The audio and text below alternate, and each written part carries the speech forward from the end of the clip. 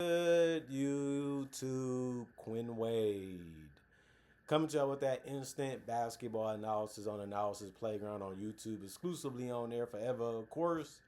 And we're going to talk about the Clippers win again. 115 to 103. The Jazz 15 and 32 and 10 and 15 at home. The Clippers 22 and 24, 9 and 15 on the road.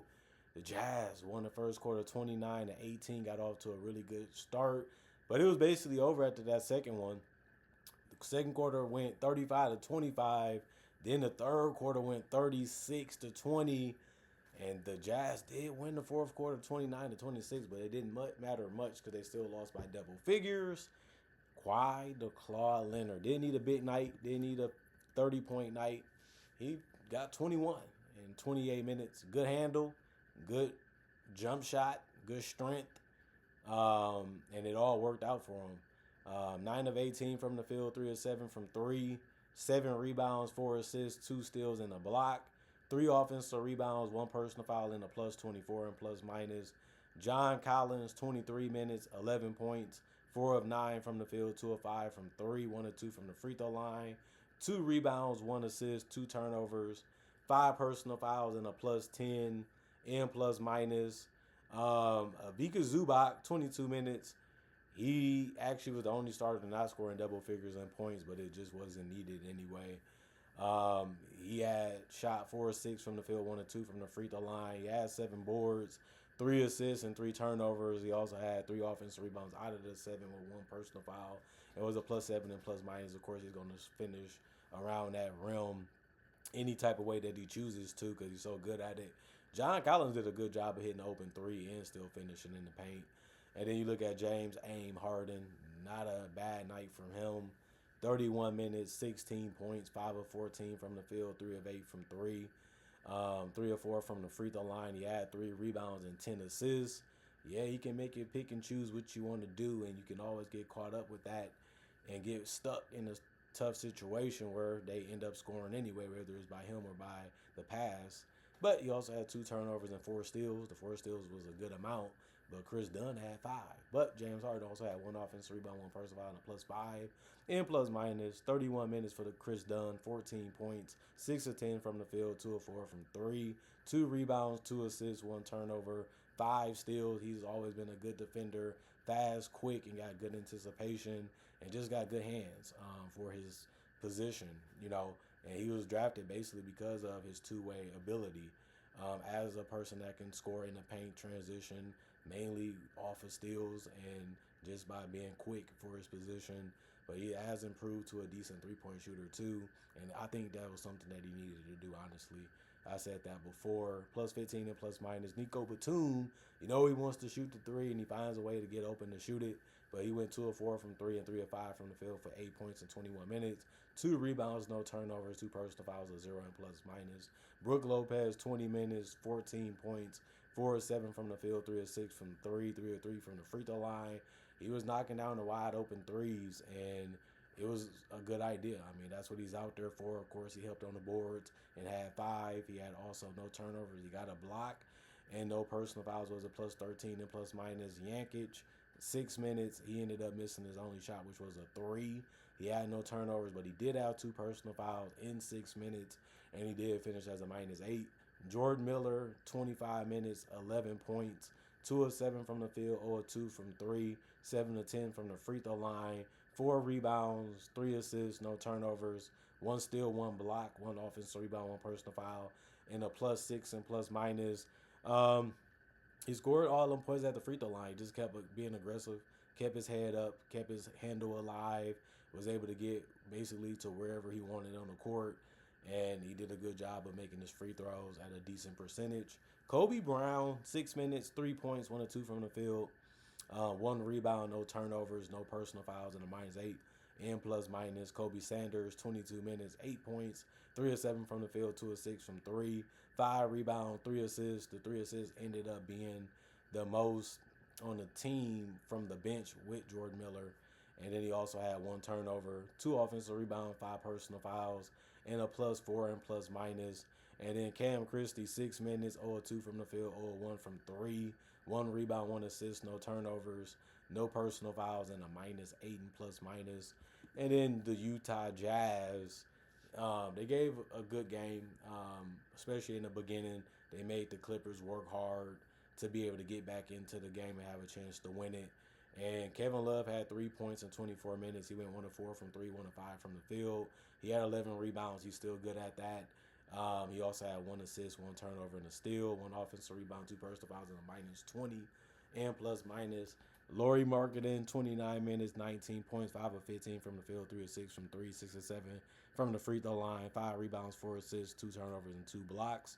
2 offensive rebound, 1 personal foul, and a -12 and plus minus. If he would have shot the ball better, they would have been in this one. He still was knocking down some key baskets, but it would have been even better if he would have knocked down them those shots earlier in the game. Then they wouldn't be back down by as many. But that's how the game played out. Cody Williams, 25 minutes, had a nice dunk in this one.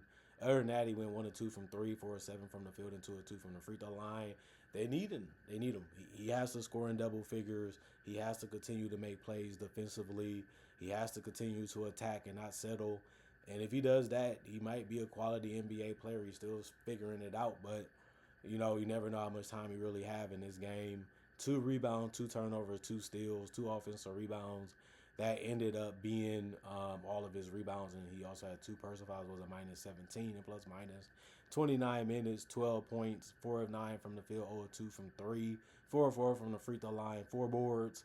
He ended up having 9 assists. 9 assists ended up being the most on the team. He's really good at that, attacking, going straight to the basket, trying to hit the wide open shots, and then trying to make a quick pass whenever it's available for him to get it done. 1 turnover, 1 offensive rebound, 3 personal fouls, and a +1 and plus minus. Apes Bailey, 29 minutes, 20 points, 8 of 16 from the field, 4 of 9 from 3. And then you look at the fact that he was scoring in the paint, outside the paint, 3, mid-range. This is the Ace Bailey that we love. He is a good athletic guy with good touch and good distance on his shot. He has the tools of a star, and he showcased that again tonight. 1 rebound, 1 turnover, 1 personal foul, -12 and plus minus. Kyle Anderson, 25 minutes, 12 points, 4 of 6 from the field, 1 of 1 from 3, 3 of 3 from the free throw line, 3 rebounds, 5 assists. The 5 assists ended up being the most off the bench. No turnovers, 1 steal, 1 personal foul +7 and plus minus. He can slow down still, and he can still attack you if you're not ready, and he can catch you off guard. He can still put that ball in the basket and get to the free throw line, and he can hurt you with that pass because he's looking at you, but you don't know where else he's looking at on the court, and that's why he's a good passer, and he has been throughout his career. Kyle Filipowski, 24 minutes, 8 points, 3 of 4 from the field. He misses only 3, 2 of 4 from the free throw line, 10 boards, which ended up being the most off the bench, and that's a good amount for 24 minutes. 2 assists, 3 turnovers, and a steal. 3 offensive rebounds, 4 personal fouls, and a +8 and plus minus. Taylor Hendricks, 12 minutes, 0 of 4 from the field, 0 of 3 from the three-point line, 1 rebound, 2 assists, 3 turnovers. No personal fouls, and a -15 and plus minus. Bryce ended up playing 25 minutes, 13 points was the most off the bench. He has a good way of scoring. He can hit the fadeaway, he can drive, he can get to the free throw line, he can get to 3. He can get out in transition, especially if he gets a steal. He's becoming a nice offensive player for the Jazz. And he went 6 of 11 from the field, 1 of 3 from 3, 1 free throw that he missed. He also had 1 rebound, 3 assists, and 1 steal, 1 personal foul, and a +13 and plus minus. Walter Clayton Jr., 19 minutes, 5 points, 2 of 5 from the field, 1 of 2 from 3, 2 rebounds, 2 assists, 2 turnovers, and a block. 1 offensive rebound, 2 personal fouls, and a -13 and plus minus. The Utah Jazz ended up shooting 82 field goals, 45%, 88 for the Clippers, 47%, 46 threes taken by the Clippers, 39%, 33 threes taken by the Jazz, 36%, 21 free throws taken by the Jazz, 81%, 21 free throws taken by the Clippers, they made it at 71%. And then 40 rebounds for the Jazz, 39 for the Clippers, 28 assists for the Jazz, 27 for the Clippers, 15 turnovers for the Jazz, 11 for the Clippers, 6 steals for the Jazz, 10 for the Clippers, and both teams had 3 blocks. And the Jazz had 10 offensive rebounds. The Clippers had 12. 30 defensive rebounds for the Jazz, 27 for the Clippers, 17 personal fouls for the Jazz, 19 for the Clippers. And the Clippers, they're a tough team right now. They just beating everybody, no matter if they're good or bad. Some things have went their way with injuries. Obviously, no Keontae George in this game, for example. But you still got to win games, man. You still got to go out there and play as hard as you can and do the best you can. And I feel like this team has been doing that no matter who they've been going against. And the wins are showing. I still can't believe the fact that they was able to turn around a 6-21 record. I still not gonna give them too much credit until they finish the season above 500, which it looks like they're on pace to do, but they still have to achieve that and get that. But I still got to be honest with the fans. I don't see them winning the title. I don't see them in that championship conversation this year unless something else happens. But they still do have one more year with Kawhi Leonard and Harden, so they can figure that out in the offseason and try it again. But that's going to be even tougher because some of the teams going to be possibly healthier, and you never know what happens in the draft and free agency. You never know what happens in the offseason. You're always trying to make your moves to be the best version of the team that you can have, and the teams are going to do the same. And they're a little older than other teams that's already ahead of them that are younger, and they have players on the same level as Harden and Kawhi Leonard. And that's the purpose of the playoffs, to go against the best coaches and the best teams to prove that you're the best. And that's the hardest thing to do. But Kawhi Leonard got it done. Harden still wants to get it done. And we're going to start seeing how loyal he really is to the Clippers. Same for Kawhi Leonard, come this offseason, or even by the trade deadline. Other than that, the Jazz, they gave it the best that they could, and I respect it. They kept coming at them. They was working hard for their baskets. They kept putting up decent numbers by the end of the game, and they got past 100, and they still was trying to find a way to do a little bit more than that. Just wasn't meant to be in this one. They ended up taking the loss. Other than that, comment, like, subscribe, share, hit that notification bell to get the analysis when it first come out. Y'all stay blessed up. Y'all stay good. Peace. And I'll see y'all later today, hopefully with more analysis if it's meant to be.